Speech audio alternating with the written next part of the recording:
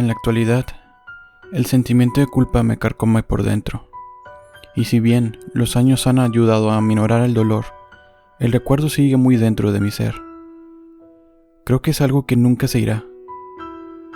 Y por consecuente, por lo que reste de mi vida, tendré que aprender a vivir con ello. Me pueden llamar Eliana, y mi relato se ubica a finales del año 2005. Por ese entonces, yo era una joven en plena adolescencia. Había cumplido los 18 años recientemente y cursaba el último año de mi secundaria. Por ese entonces, me hallaba emocionada por lo que me deparaba el futuro. Supongo que todos mis compañeros tenían el mismo ímpetu, el deseo de crecer, de convertirse en adultos, de buscar y concretar los sueños que anhelaban en lo más profundo de su fuero íntimo. Maribel era una de mis compañeras y mi mejor amiga. Congeniamos desde el primer año de secundaria, y tras los años del colegio, se transformó en una suerte de hermana postiza. Eliana y Maribel, siempre juntas de un lado para otro, solían decir. Se hizo común ir a su casa o que mi amiga viniera a la mía. Y es en una de esas visitas que mi primo Gastón la conoció. Mi primo quedó encantado por su simpatía y carisma, y no tardó mucho en pedir que le ayudara sentimentalmente con mi amiga. No viene al caso detallar el periplo amoroso que hizo Gastón para obtener una respuesta positiva de Maribel, pero después de varios meses de insistencia, los dos se convirtieron en pareja. El curso era muy unido, éramos muy amigos y saber que era nuestro último año juntos nos daba un sabor agridulce. Los meses fueron avanzando en medio de la emoción y de la tristeza de los últimos años juntos, y fue así que arribó septiembre, y con ello, la fiesta del Día de los Estudiantes. El curso decidió unánimemente que iríamos a pasar nuestro día especial en un camping. Iríamos a Campo Quijano, el cual era un lugar hermoso. Había piletas, canchas y con lo primordial de no estar tan lejos de la capital. A lo máximo eran 30 minutos en colectivos desde la urbe central. Ese día fuimos todos, incluso aquellos varones y mujeres que no solían participar en las juntadas. Gastón de buena gana se acopló al viaje para acompañar a su novia. Llegamos muy temprano. Velozmente armamos las casas de camping y ya al mediodía los varones hacían el asado.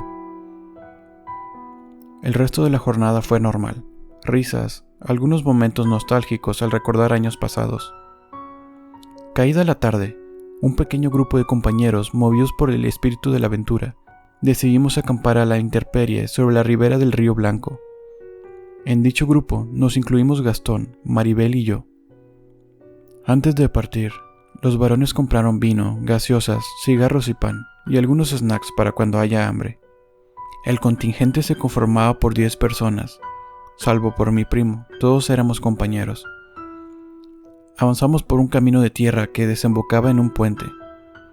Este era el punto de referencia para dar con el río. El terreno tan escarpado nos hizo imposible descender a la ribera, así que optamos por continuar ladeando por el monte hasta poder encontrar un camino para bajar al río. Caminamos por media hora, atravesando los matorrales del monte hasta dar con un claro, donde había una casita hermosa. Tenía un jardín con un césped muy cuidado. Uno de los muchachos se acercó y tocó la puerta para solicitar referencias de la zona. A los segundos nos atendió una abuelita. La mujer nos escuchó atentamente, pero al oír que íbamos a pasar la noche en el lugar, cambió su personalidad. Muy enojada, casi gritando, dijo: «No hagan caso, es peligroso. Será mejor que vuelvan al camping con los demás. No es bueno que anden por acá, ya está por caer la noche». Acto seguido, dio media vuelta y cerró la puerta de un golpazo. Tanto a Maribel como a mí nos pareció extraña la actitud de la señora. La verdad, yo soy muy miedosa, y no tardé en pedirle a Gastón que volviéramos al camping. Eran aproximadamente las 7 de la noche. Si nos apresurábamos, podíamos dar marcha atrás con las últimas luces del día. No obstante, los demás dieron poca importancia al asunto. Suponían que la anciana solo nos quería asustar. Hicimos otro trecho a pie, por alrededor de 10 minutos, y llegamos a la ribera. Sin perder tiempo, comenzamos con las labores. Levantamos 2 carpas e hicimos una fogata en medio de ellas. Los varones se pusieron a tomar y a jugar cartas. Mi primo fue el primero en recostarse. Aduciendo estar cansado, se despidió de todos y se introdujo en la carpa. El ambiente ameno, con un paisaje tan hermoso y el espectáculo de las luciérnagas, disolvieron las preocupaciones que horas atrás me carcomían el pensamiento. Sin embargo, algo me extrañaba mucho, y esto era que cada tanto oía un silbido a lo lejos. Para evitar molestar a los demás, con mis recelos infundados, le resté cuidado y se lo atribuí a los animales del monte. Así fueron pasando las horas. Cenamos lo que trajimos y ya nos íbamos acomodando para dormir con el fin de recobrar fuerzas para el día de regreso de mañana. Pasaron unos minutos de calma y pude escuchar otra vez ese silbido. En esta ocasión, el sonido era más agudo y parecía ir acercándose más y más. Los varones no notaron en salir de las carpas. Por lo visto, no era la única impresionada con aquel ruido.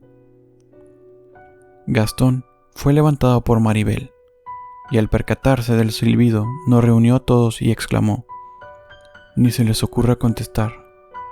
Mi papá es gendarme del ejército y por mucho tiempo trabajó en el monte.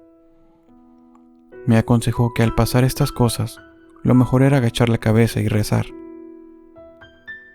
Tu papá no sabe nada. Estas cosas no existen, son puras tonterías. Te aseguro que debe ser alguien bajando del cerro porque se le perdió algún animal». Esto es lo que replicó Diego, quien era uno de los más molestos del curso.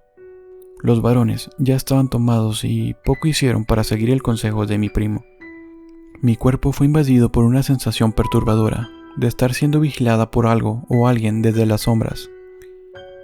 Nuevamente se escuchó el silbido a lo lejos, y Diego no tuvo mejor idea que responder de igual forma. No pasó más de un minuto que un zumbido muy agudo invadió el campamento. Era tanto el dolor de los oídos que rompí en llanto. Arrodillada en el suelo, tapaba mis orejas con las palmas de mis manos. Los árboles se comenzaron a sacudir de un lado para otro sin que hubiera viento. Y asustada, observando cómo nos arrojaban piedras desde los pastizales situados a nuestro alrededor. Diego, cansado y fastidiado, gritó: «Da la cara, deja de hacerte el vivo, ven a pelear si sos hombre». Dicho esto, varias lechuzas pasaron volando por arriba de nosotros, y con ello se escuchaba una especie de risas de una voz cavernosa y grotesca. Por la desesperación de Maribel éramos un mar de lágrimas. Gastón hacía un esfuerzo en vano por calmarnos. «Tranquilas, capaz no es nada. Pero por las dudas, estén listas por si tenemos que salir corriendo». Eso dijo mientras miraba nervioso a la oscuridad. La lluvia de piedras cesó, y en ese momento vimos emerger a un hombre enorme desde la copa de un árbol. El tipo llevaba un traje negro gaucho, con la rasta llena de adornos de plata y el sombrero de ala ancha. Olía a vino y a excremento. Casi me desmayo al observar que sus ojos denotaban un color amarillo. En un acto de valor, Diego se le encima, no obstante no pudo hacer mucho. El hombre lo agarró del cuello y lo levanta con una sola mano. Bastó un simple movimiento para arrojar a mi compañero contra el suelo. Su cabeza dio pesadamente contra una roca. Inmediatamente Maribel, que hasta entonces solo lloraba, comenzó a gritar exasperada. Un ataque de nervios logró inmovilizarme por unos minutos, y les juro que es verdad lo que voy a describir a continuación. El sujeto saltaba en círculos alrededor de mi amigo y con cada brinco que daba, y gracias a la visedumbre de la fogata, pude apreciar que debajo del pantalón del hombre parecían ser no las piernas de una persona normal, sino las pezuñas de una bestia. Tras dar varias vueltas sobre el cuerpo deshecho de mi amigo, esa cosa tomó de la pierna a Diego y lo comenzó a arrastrar hacia el río. En las aguas se formó un remolino con mucha correntada. Desesperada, comencé a gritar a los demás para que reaccionaran. Al lado de mi primo, fueron 3 varones más para auxiliar a Diego. Sin embargo, no podían hacer nada. Puños, patadas, se intentó de todo, pero no le afectaba en nada a aquel ser. Exasperados, se arrojan encima de Diego para evitar que se lo lleven. Sin embargo, El hombre de igual forma los arrastraba a todos sin inmutarse en lo más mínimo. Maribel se puso a llorar desconsolada mientras rezaba arrodillada, sujetando un rosario en sus manos. Pedía tartamudeando a Dios que nos ayudara. Gastón hizo lo mismo y nos gritó a todos que rezáramos. El hombre dio un alarido de odio e inmediatamente suelta la pierna de mi compañero, y como si fuera una araña, sube velozmente a la copa de un árbol. Desde allí, comenzó a vociferar insultos hacia nosotros. Con mucho temor, nos acercamos hasta el lugar donde se encontraba Diego, y caímos en cuenta, con mucha angustia, que mi amigo perdía mucha sangre de la cabeza. Los varones lo cargaron como pudieron e iniciamos el camino de regreso. Buscamos desesperados y por más que hicimos el intento, no pudimos encontrar la casa de la señora que habíamos hallado en la tarde. Fueron varias horas deambulando por el monte, y ni sé cómo fue que logramos llegar al camping. Había mucho caos e histeria por parte de los demás compañeros al vernos llegar en tan mal estado. Llamamos a una ambulancia, y Diego, por la magnitud de sus heridas, fue derivado de urgencia en el hospital de San Bernardo. La policía nos detuvo, a todos los que habíamos ido a acampar, y se nos abrió una causa por homicidio de riña. Algunos nos creían y otros no. La familia de Diego y las nuestras estaban destrozadas. Nadie sabía qué pensar sobre nosotros. Nos dan la libertad semanas después. Gracias a Diego, mi amigo pudo despertar del coma y contar a la policía todo lo que ocurrió. Lamentablemente, aún con su breve mejora, a los pocos días falleció. Había sufrido fractura de cráneo.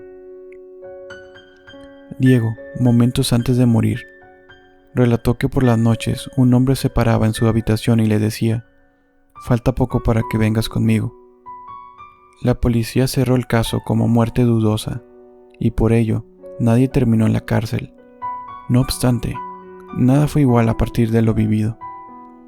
Gastón entró en una depresión horrible por culpa de aquel incidente, y no tardó mucho en dar terminada la relación con Maribel. Los que estuvimos involucrados en aquel incidente comenzamos a padecer pesadillas relacionadas con aquel hombre, y en cada una de las casas de los distintos protagonistas se hicieron eco diversos hechos sobrenaturales, ruidos, sombras, llantos, risas, etc. Los padres de mi primo y los míos, preocupados, nos llevaron con un sacerdote de apellido Campero. Él nos comenzó a visitar y nos hacía comulgar y rezar diariamente. Por mucho tiempo me recluí. Me sentía culpable por la muerte de mi amigo. Tengo el cargo de conciencia hasta ahora, y me sigo reprochando que de haber escuchado la advertencia de aquella mujer, quizás Diego estaría todavía entre nosotros.